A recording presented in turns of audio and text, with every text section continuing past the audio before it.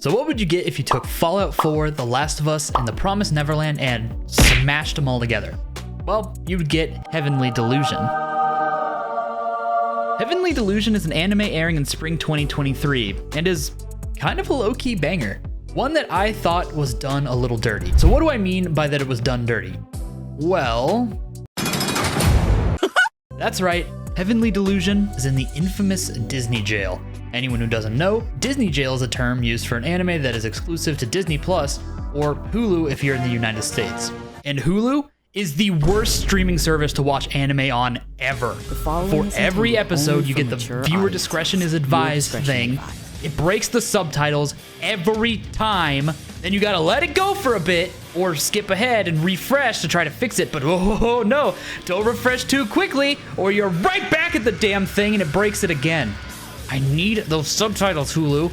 And the videos break all the damn time. You gotta clear your browsing history and your cookies and then, oh, look who's back, it's you again.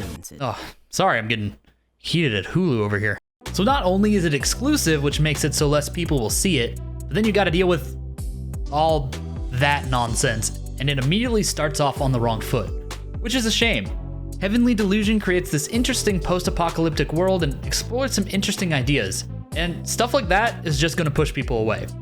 Or likely push them to...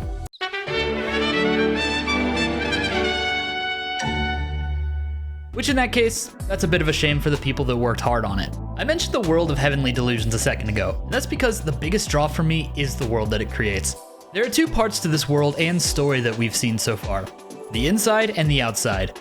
The outside, or the main plot, we have Maru and Kiruko, and they're looking for heaven, as well as two people from Kiruko's past, a doctor, and some other guy who's played by the same voice actor as Zoro.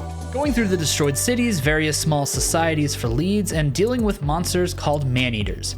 The inside plot follows these kids in this area with advanced technology being raised for God only knows what. Among these kids is Tokio, who is told by another kid being raised there that someday, someone will come from the outside that has the same face as them. Now, advanced technology in post-apocalyptic outside world, that isn't exactly a new concept, but what I like about the world they've made is that it doesn't necessarily feel hopeless from what we've seen so far. Things have been destroyed, but it's not the same post-apocalyptic free-for-all we get a lot of times. There are bandits and assholes, obviously, but there are plenty of normal things too. There's entertainment, people sing, they dance, they sneak away to furiously masturbate. The human spirit is still alive. It just feels like a little more normal way for things to play out after some kind of apocalyptic type thing, you know? And while I think that part of the story is a bit more normal, that does not mean this anime is normal. There are some things going on. Well, to start, there's this scene. And as weird as that looks, the context makes it even weirder somehow. You also have an enemy defeated by the power of marijuana, and whatever the hell is going on in this entire plot. Things are wild in this place. But the mysteries of the world are one of the main things keeping me coming back. So getting back to how it was done dirty, I want to talk about the visuals real quick. You know, visually it could be better. The main characters and objects, they look fine, but some of the backgrounds and random shots, they look a little rough. I'm not gonna fault them too much though. The manga is pretty simplistic, so they did already have to add on quite a bit from the source material. That, however, is nothing compared to what Hulu has done to this anime's visuals for me. I am what one might call a gamer. I have a pretty insane computer because I use it for streaming, gaming, editing, and work and all these other things, which I also have a 1440p monitor. Now, where am I going with this?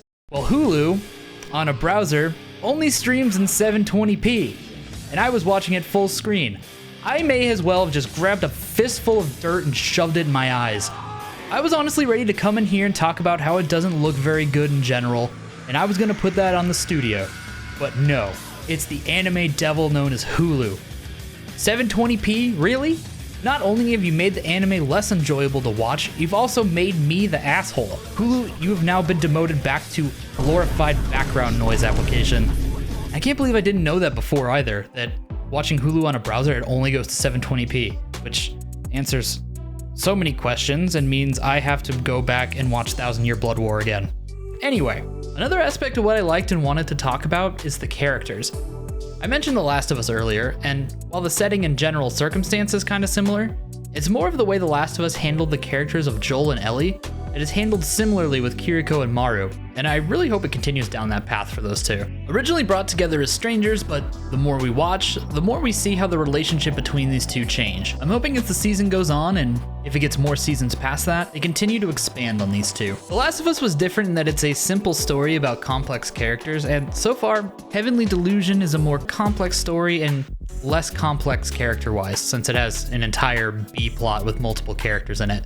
And because of that, it's gonna take longer to know all of them since it has that whole converging plot. Something that this anime also does well with the characters is it feels like they actually act their own age for the most part. They are introduced as teenagers and then have them acting like 30-year-olds. They do dumb, emotionally charged things because they are teenagers who are emotionally charged and dumb. Their dumb brains are still developing. Whether that is a good thing as a viewer, that will have to be up to you. Although someone does have to tell Maru to chill out though. While I hope the characters continue to be explored and we see them progress, the most interesting part of them as characters to me right now is the mystery and reveals about their pasts and current situations. Right now, the destination isn't really important, and frankly, the current part of the journey for Maru and Kiruko is less important right now too. No offense to their stop in Tomato Town or whatever it was. We know what the destination is. We've been told it from the beginning.